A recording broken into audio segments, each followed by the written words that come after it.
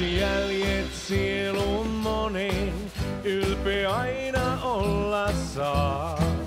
Ei sivut historian, voi häntä koskaan sivuttaa.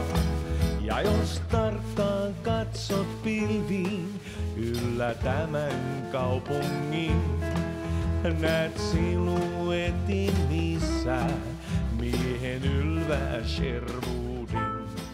Levyllä tulee olemaan musaa, joka kumartaa lauluntekijä Alpo Hakalalle syvään. Tietyllä tavalla tribuutti Aikalle, Tigersille, sille jutulle, mitä tehtiin 70-luvun lopulla, mutta näkökulma on vähän eri, niin kuin uusi. Se, että osaa rakennella niitä palapeliä sieltä sun täältä, muun muassa ottaa niitä oikeita asioita sieltä Tigersista, niin niistä tulee sitten niitä kokonaisuuksia, mistä tulee sitten ihan uutta tavaraa, vaikka ne katsookin tietyllä tavalla menneisyyteen. Teot puolesta puhuvat, alkaen hyvää, päätyen pahaa, on kaltoin kohdeltuja molemmat.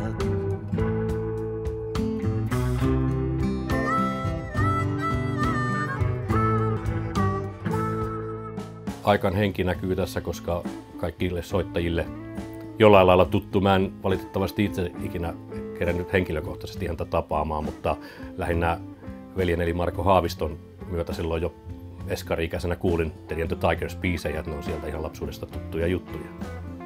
Se antoi niin kuin tietyt suuntaviivat siitä, mitä niin kuin hyvä musiikki on ja mitä suuntaan mä haluan mennä. Se niin kuin avasi ovet mulle niin kuin ihan uuteen maailmaan. Et sitä ennen niin kuin, mulla ei ollut hajua oikein mistään muusta kuin ehkä äidin Rautavaara-kaseteista. Taas sain tilanteen kuntoon, valkoisilla valheillaan. Taas jää jälki omatuntoon, jota kannan aina mukanai. Tehtiin uusia sävellyksiä, uusia tekstejä, mutta sitten on myös niin kuin aikan biisejä, mitä on sitten suomennettu. Ja siinä on rock'n'rollia ja countrya ja siinä on niin kuin melodisia balladeja ja sitten on niin kuin hurjaa rokkausta. Ja ote on tuore, vaikka vanhemmat pelimiehet on tekemisissä.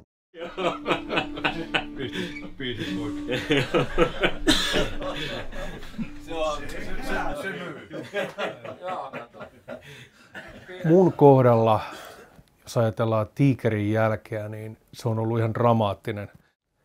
Tigerin jälki on mun kohdalla merkittävä. Se on kaiken alku.